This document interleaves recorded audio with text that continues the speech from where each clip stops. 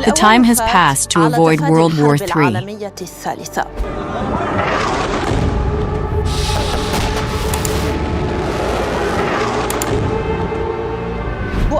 Ignited and intertwined conflict zones portend a global confrontation from which there is no escape. That's called World War III. В современном мире. Но я уже говорил, и это понятно для всех, что это будет в одном шаге от полномасштабной Третьей мировой войны.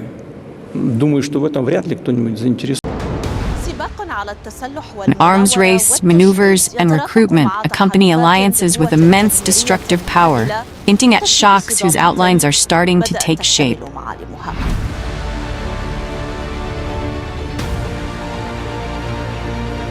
World War III has never been closer than it is right now.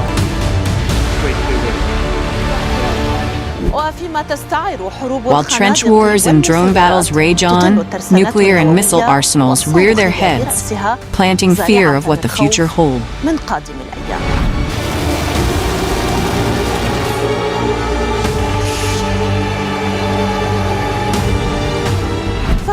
Is the world facing the brink of a segmented or comprehensive world war?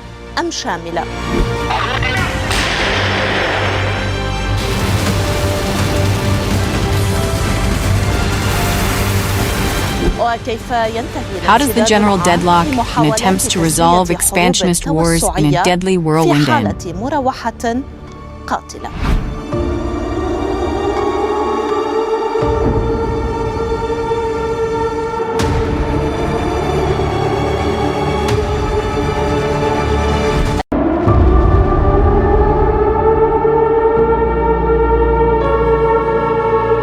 Time has passed to avoid World War III.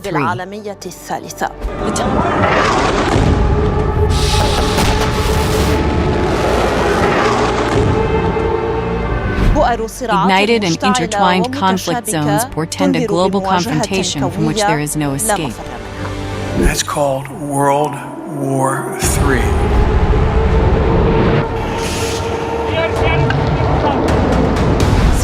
Arms race, maneuvers, and recruitment accompany alliances with immense destructive power, hinting at shocks whose outlines are starting to take shape.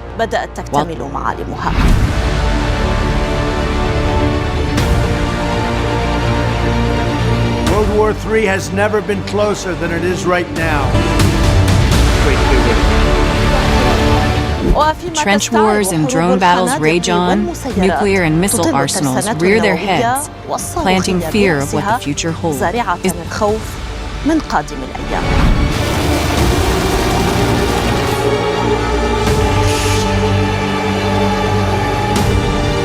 the world facing the brink of a segmented or comprehensive world war?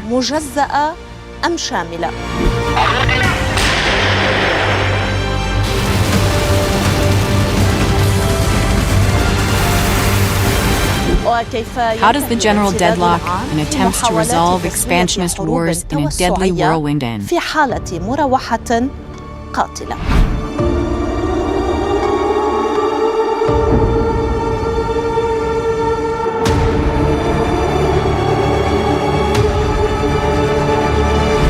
answer lies on the map.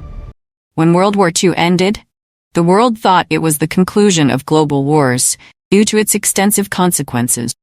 However, the picture has complicated again on multiple fronts, from Europe to Asia, passing through the Middle East, solidifying with it a panorama searching for settlement or explosion that no one can guarantee how it will evolve. Strategic experts agree that the war in Ukraine, which began between Moscow and Kiev, has ignited the flames of conflict among major powers and revived the discussion of the possibility of a third world war. At its forefront are the United States of America and its NATO allies on one side, and Russia and China with their allies on the other side. Several turning points in this war threaten to expand its scope.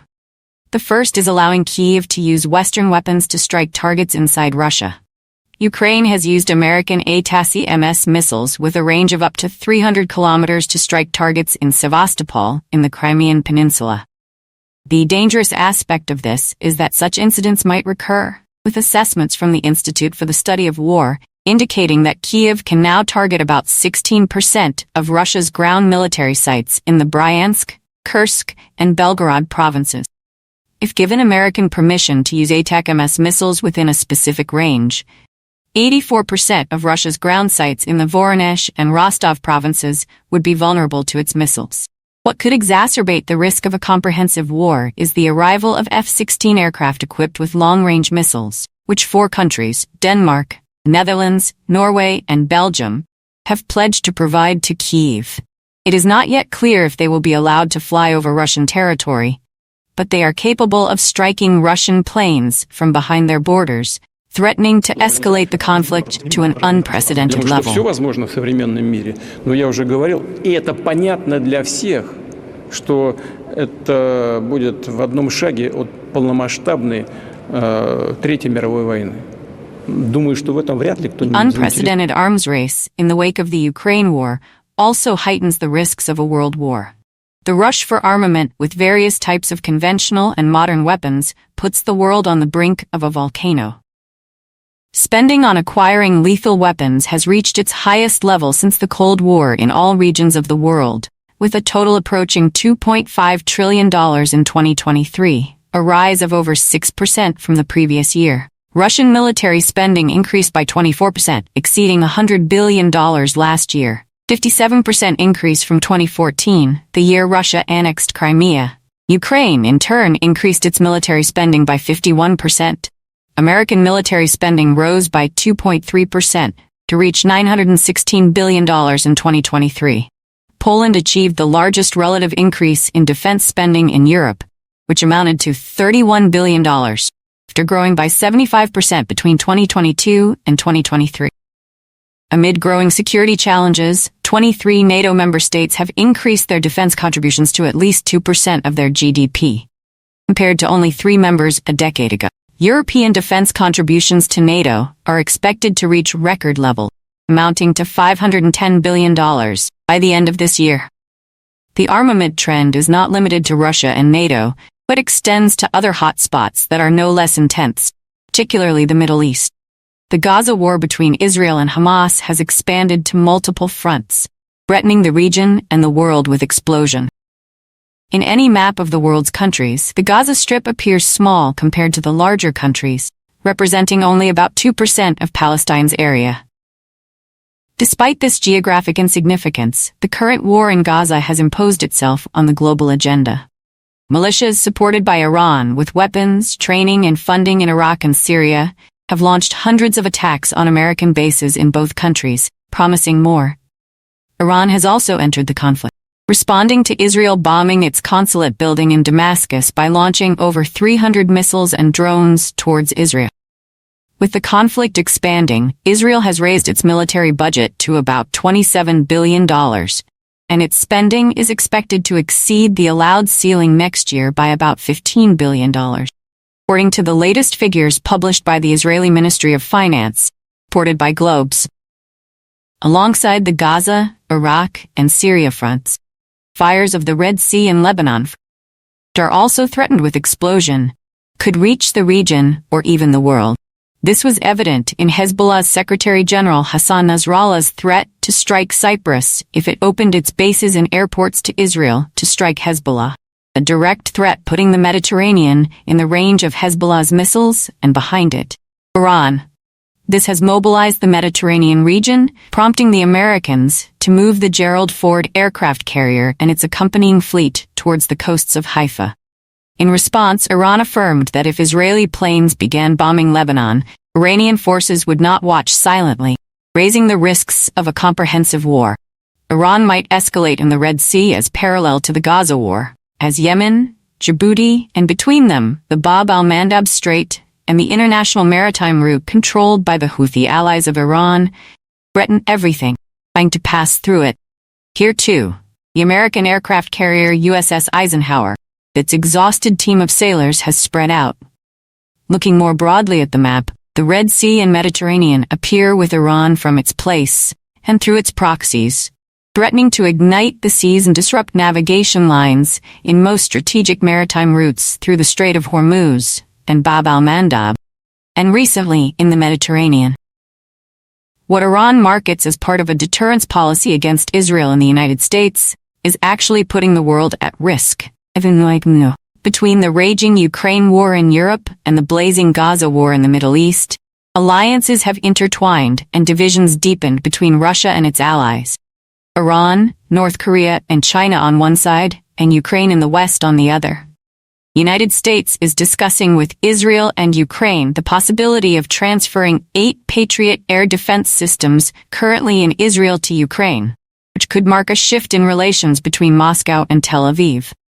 Armored vehicles of the Namer type, manufactured in Israel, have appeared with Ukrainian forces in the southern city of Kherson earlier in the war.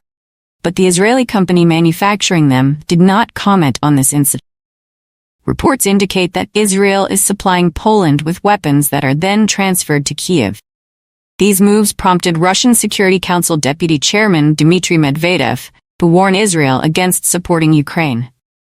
In turn, Russia receives support from Israel's archenemy, Iran, in a close military cooperation framework. Iran recently provided Russia with about 400 ballistic missiles, most of them tactical short-range, in addition to drones and reactive shells.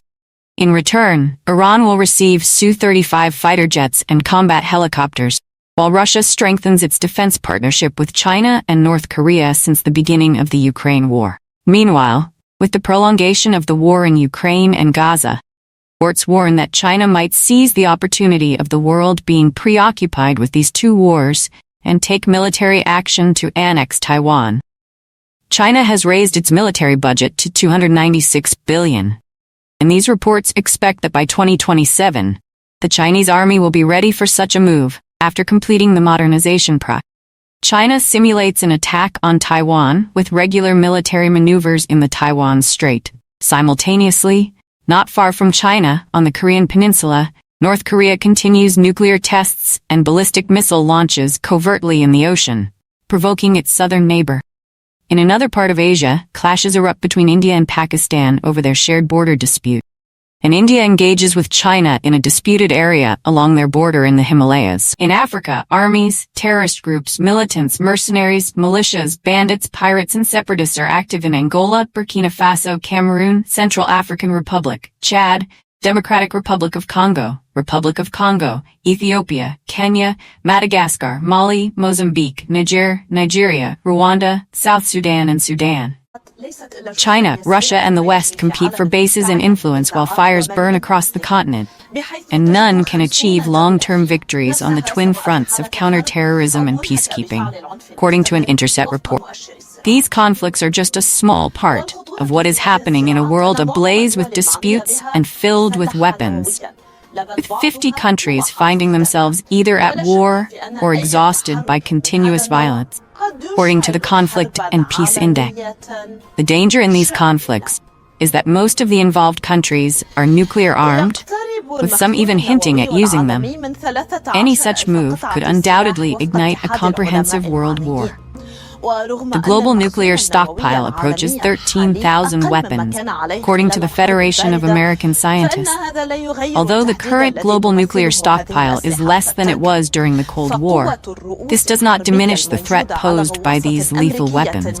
For example, the warheads on a single American nuclear-armed submarine equal 7 times the destructive power of all the bombs dropped during World War II, including the atomic bombs dropped on Hiroshima and Nagasaki in Japan. Russia possesses the largest number of nuclear weapons, with 5,997 warheads, followed by the United States with 5,428 nuclear weapons hosted in the United States and Europe, China with 410, France with 290, Britain with 225, Pakistan with 165, India with 160, Israel with 90, and North Korea with 30 to 40 nuclear warheads. Almost all major nuclear powers are significantly increasing their nuclear arsenals in terms of size, capability, or both. However, some countries have managed to establish themselves as safe havens of peace amid the chaos left by wars.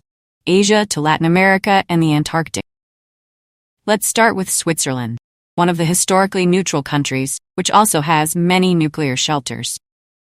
If that wasn't enough, its natural landscape provides protection thanks to its rugged terrain. talking about the safest places in the world in the event of a third world war cannot be done without mentioning Iceland, which tops the Global Peace Index and enjoys self-sufficiency, reducing its dependence on other countries for resources.